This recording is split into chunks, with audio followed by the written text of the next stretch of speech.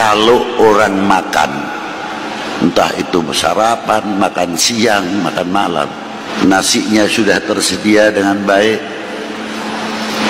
Saya pernah bertanya sama guru saya, dan saya melihat beberapa ulama-ulama dan para habaib, kalau mau dahar itu cindungnya dipakai, kopiahnya. Paling tidak kaosan yang rapat, bukan kaos gantung. Sarungnya rapi, yang tidak berkopiah, sisiran dengan baik. Apa tujuannya?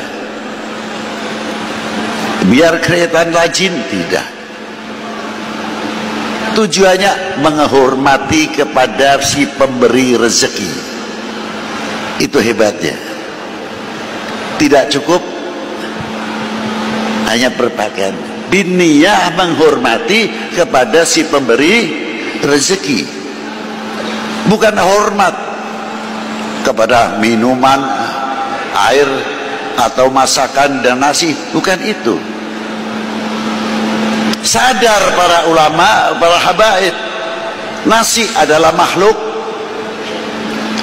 air adalah makhluk, sarana mencari kenyang, tapi tidak mampu untuk mengenyangkan, terkecuali bertemu kepada yang mengenyangkan.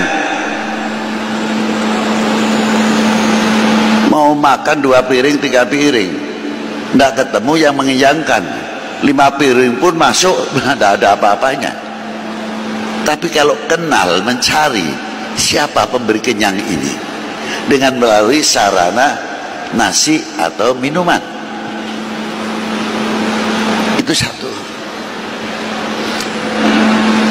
Maka para kesepuhan ulama sampai baginda Nabi SAW khususnya, kalau habis makan tidak mau minum setengah jam atau 1 jam. Sebab apa? Eman, enzim yang keluar habis makan jangan sampai tidak menjadi obat, hancur oleh minuman.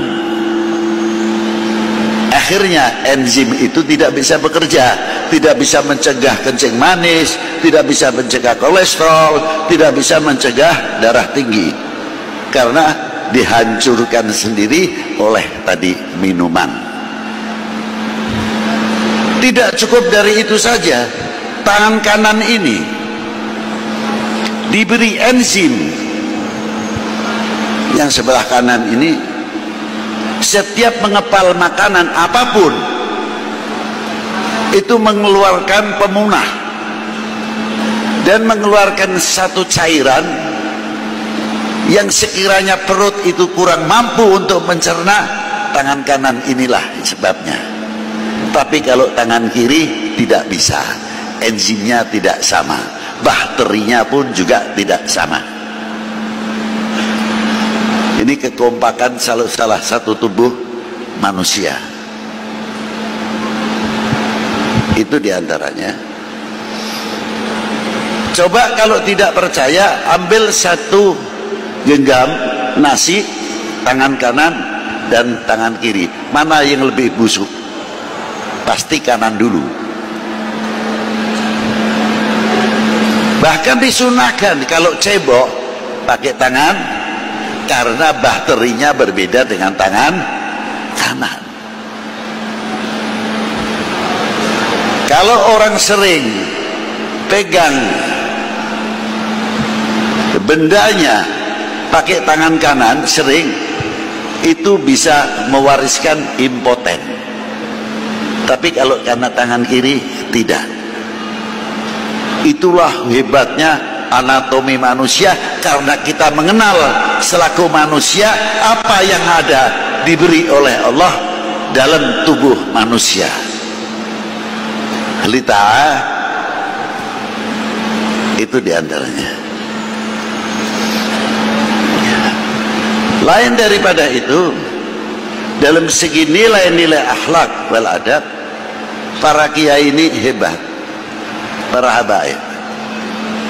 Kalau makan pakai soprah atau apa itu, di plastik ataupun kain, menjaga yang jatuh masih suci, masih baik, bisa diangkat kembali. ke piringnya.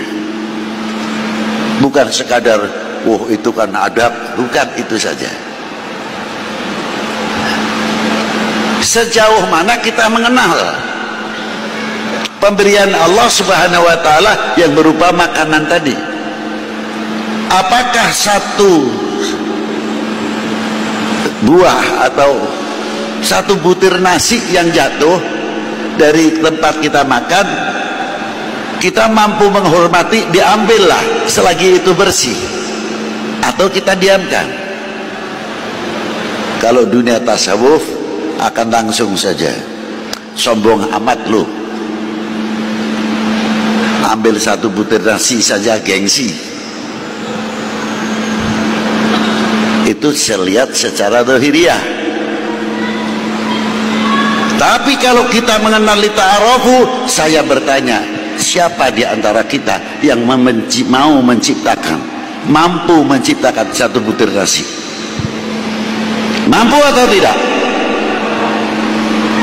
Menciptakan satu butir nasi bisa. Hebat betul tuh kalau ada yang mengatakan mampu. Sejauh mana kita bisa menghormati satu butir nasi?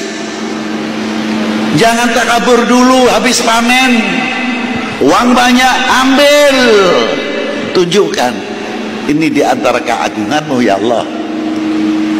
Karena makan pun bisa menemukan, mengenal kepada Allah Subhanahu wa Ta'ala. Maka makanya ulama aulia saja ibadah. Lah ini di antaranya. Diambil. Lebih jauh, satu butir nasi ternyata yang ikut andil banyak sekali. Bukan satu orang, dua orang, tiga orang. Dari mulai mencangkul tanah sampai meluku, bajak, tandur, tebar tandur, matun dan sebagainya, ngerabuk dan sebagainya, dengan penuh kesabaran, menanti dengan doa semoga panennya jadi. Satu sisi ingat anak saya masih di perguruan tinggi, satu sisi ingat anaknya masih tahfidzul Quran, ada yang di pesantren dan lain sebagainya, mengharapkan panennya itu baik.